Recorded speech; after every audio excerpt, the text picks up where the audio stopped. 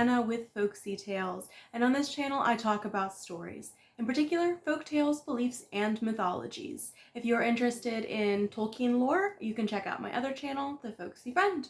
Today we are talking about a Japanese legend called Rokurokubi, although interestingly the type of yokai that is described is actually a nukekubi, not a Rokurokubi, but I will talk about that a little bit later. To begin our story, over 500 years ago, there was a great samurai named Isogai Haidazemon Taketsura, and he was in the service of Lord Kikuchi from Kyushu.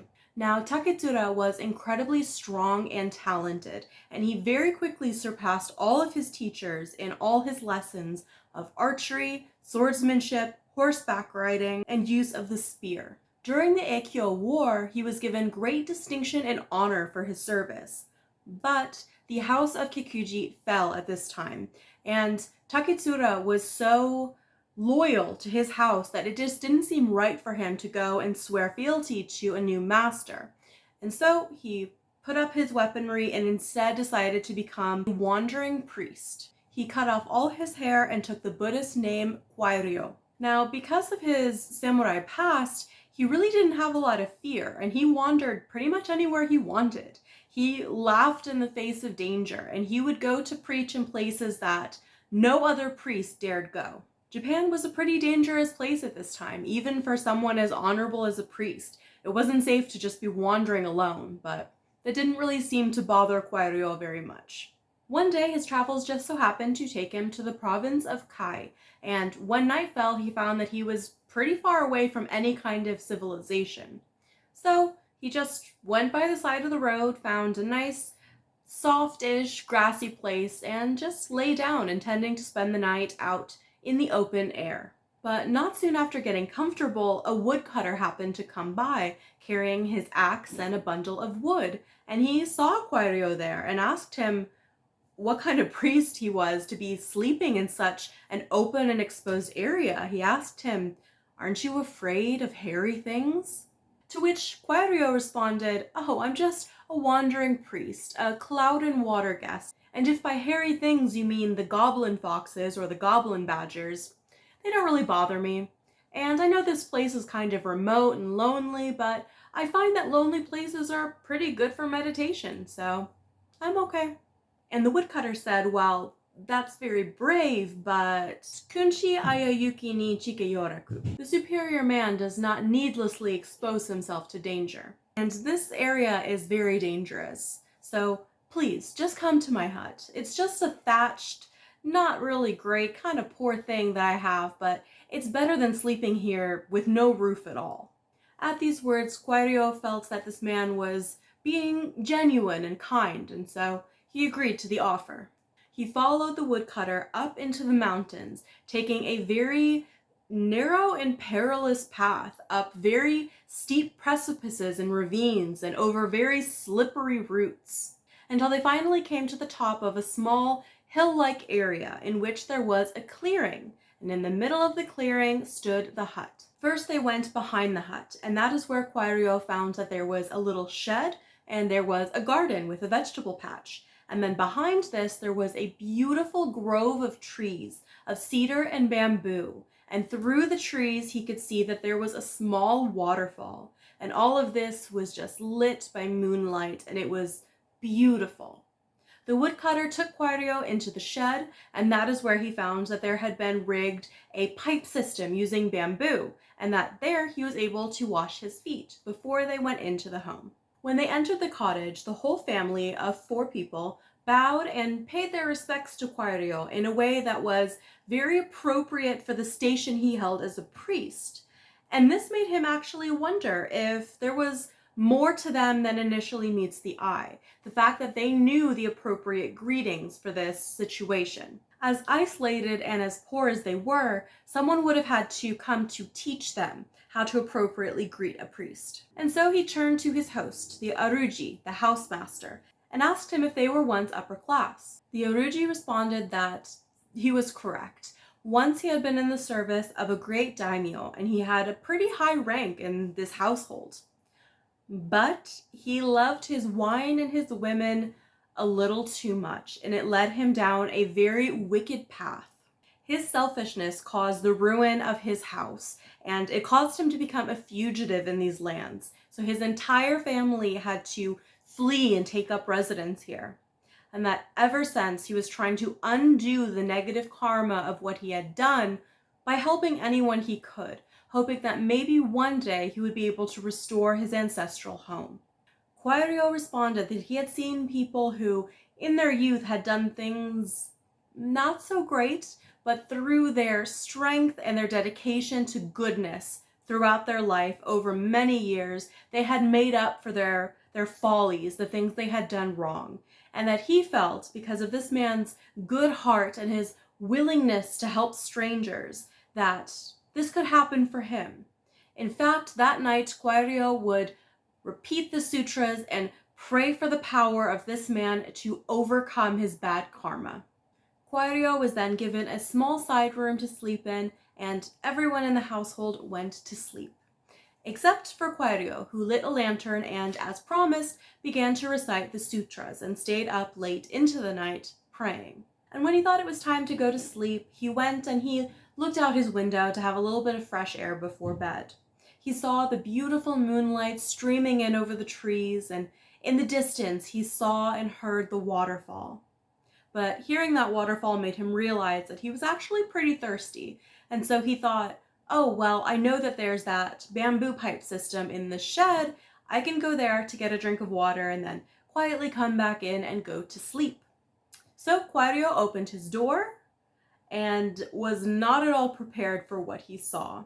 5 headless bodies lay in the center of the room, not moving. At first, Kwairyo was horrified, thinking that some violence had come here. But then he realized that there was no evidence of a struggle or violence. There was no blood. It just looked like the heads had fallen off. And that's when he realized something sinister was happening.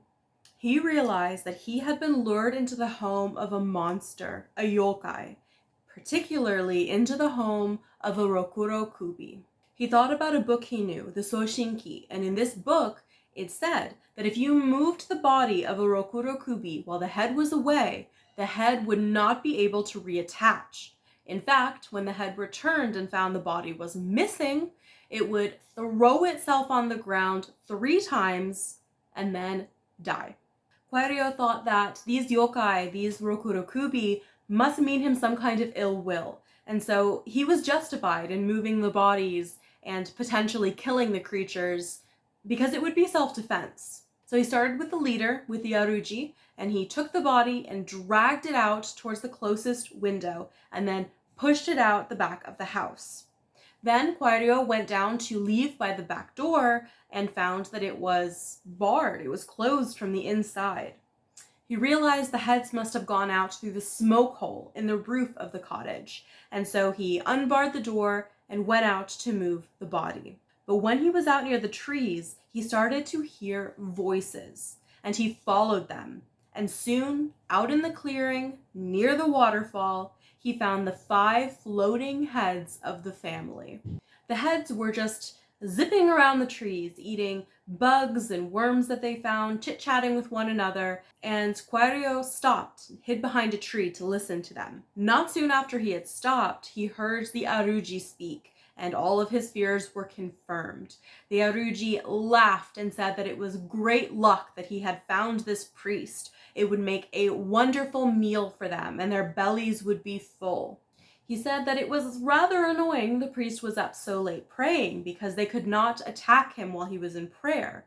But because dawn was coming kind of soon, maybe the priest was finally asleep, and he asked one of the other heads to go check. A young woman flitted away, but came back very quickly, screaming that not only was the priest gone, so was the body of the Aruji. In that moment, the Aruji's head became monstrous. His hair all bristled and stood up. His eyes bulged out into a huge, unnatural shape, and his teeth gnashed together viciously. He screamed that he would never be able to rejoin his body again, but before he died, he would tear apart and eat the priest. Then in his rage, he saw him, Kwairyo, behind the tree, and screamed at them all to attack. Now, Kwairyo, being pretty quick, again with his samurai past, pulled out a young tree by the roots and used it as a weapon to beat at the heads until 4 of them fled from him. But the 5th head, the Yoruji, had nowhere else to go, and so it kept attacking and attacking until finally he managed to get his teeth latched into the priest's sleeve, and no matter what Kwairyo did, it would not let go. Finally, the head died, but it stayed fixed strong onto that sleeve. And so Kwairyo returned to the cottage with the head latched onto the sleeve of his koromo, his robe.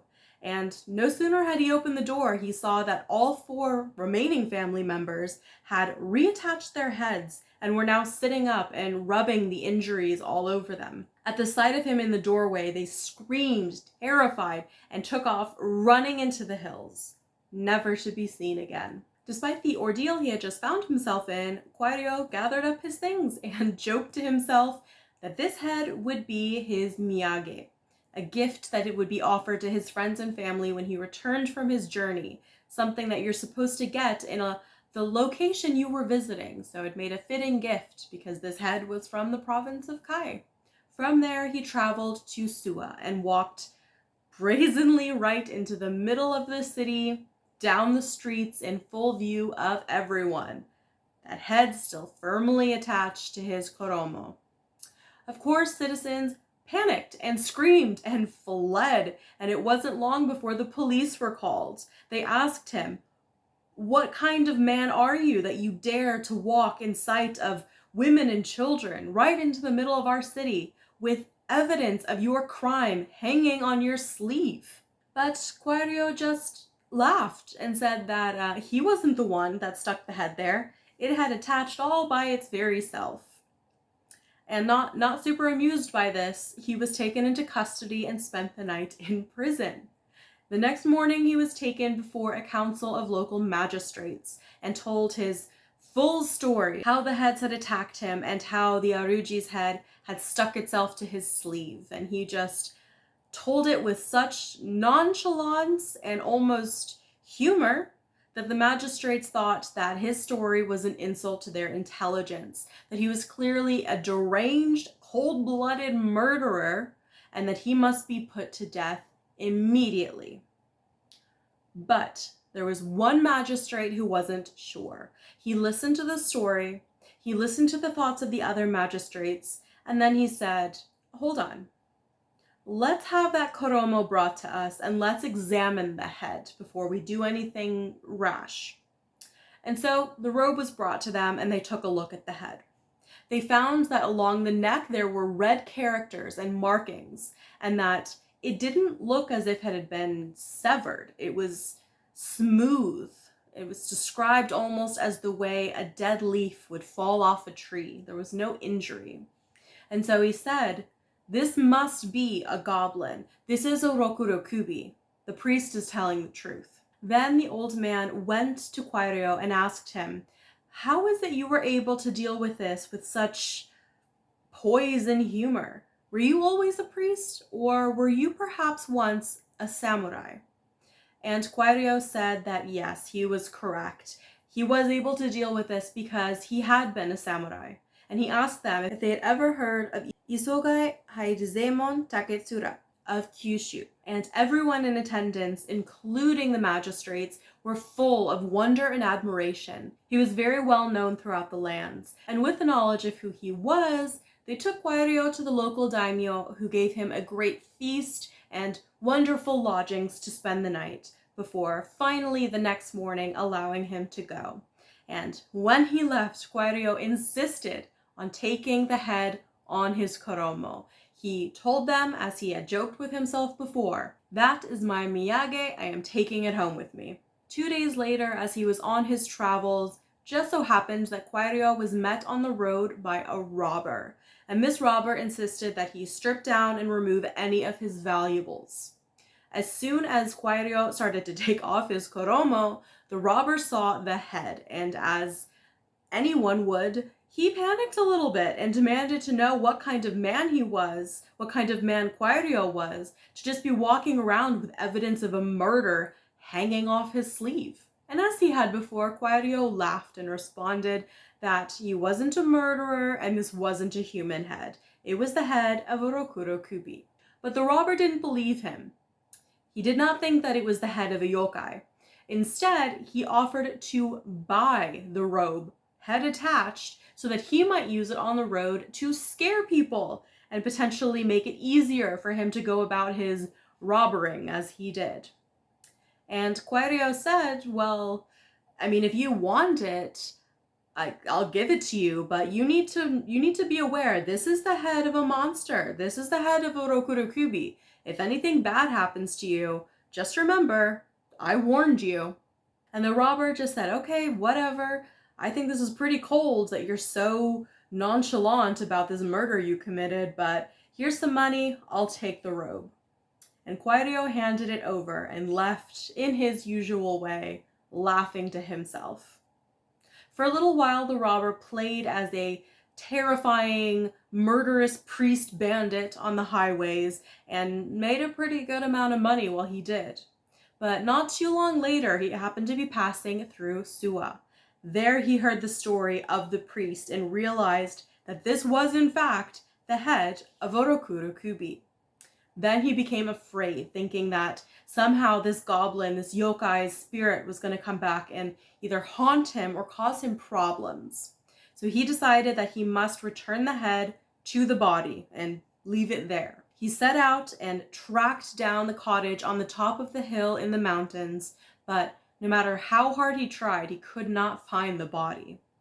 Finally, instead, he just settled on burying the head, still attached to the robe, right by the cottage, and he erected a tombstone to honor it. And it is said that to this day, the tombstone of the Rokurokubi can still be found on that mountainside. And that was the legend of the priest and the Rokurokubi. Now, as I mentioned in the beginning, it's actually interesting because the story is kind of wrong, I guess you could say that I'm not sure if it was a mistranslation in the versions that made it over into English, but the creature that is described here is actually not a Rokurokubi. A Rokurokubi is actually a monster whose neck will stretch to incredible lengths. The creature described here is actually a Nukekubi, a monster very similar to the Rokurokubi, but whose head does not stretch with the neck, it comes clean off. The Nukekubi, interestingly, are seen as much more bloodthirsty and vicious. In a lot of tales, the Rokurokubi are super creepy, but not necessarily as dangerous, whereas the Nukekubi are seen as pretty vicious. Both Rokurokubi and Nukekubi are caused by curses, so they don't start out born as a yokai, they're actually made into yokai. Typically, it happens when someone is acting sinfully or with malice or evil, and most of the time, interestingly, they are seen as women, although there are males. Typically, Rokurokubi and Nukekubi are women who, even if the women themselves didn't commit the sin, if someone in their family did, they would take on the punishment, which I thought in particular was interesting in this story, that the entire family were Nukekubi. Everybody clearly did a lot of damage, or the sins of the Aruji were so bad that the entire family was cursed. This type of yokai originate from the Edo period, and they are pretty commonly found in both yokai tales and kaidan tales, which are spirit tales. Monsters with very long necks or detached heads are also found in a lot of different mythologies in that part of the world, which I thought was super interesting because I was trying really hard to think of a version that I've heard of that is not a Rokurokubi or a Nukekubi, and other than the Headless Horseman, I really couldn't think of any. I once heard a podcast about a monster where the head flies around with the spine and the intestines attached, which I'll look into that one. But that was the only one I could think of, and that wasn't one that I had heard about when I was younger. It was one that I'd heard about probably a year or less ago. So if you can think of any Western examples, or just any examples that you've heard of growing up in the lore of where you're from, let me know. Super interested to learn about those different variations. I hope you enjoyed this legend. Next week I will be sharing a Celtic legend about some witches, so I hope you'll join me for that one as well. And I will be doing, I believe it is a Finnish fairy tale next Friday. I think it's Finland, so I hope you'll join me for that too. Thank you so much for spending some time with me here today, and I will see you next time.